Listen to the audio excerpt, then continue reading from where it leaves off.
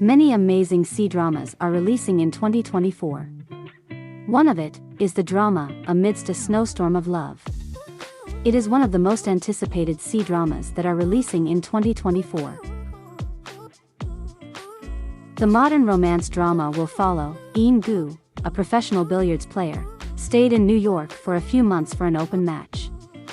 By chance, she met Lin E-yang, a former professional snooker player, who made mistakes when he was young and frivolous. So, he left his beloved billiards for more than 10 years, and went abroad. Despite that, he has never given up billiards. Lin E-yang fell in love with In-gu at first sight during the snowstorm. With the help of In-gu's cousin, they got to know each other.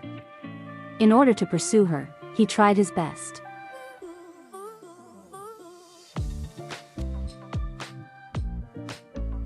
For their future, he decided to return to the arena and fulfilled his dream many years ago. In-gu helped him and the two start to fall for each other.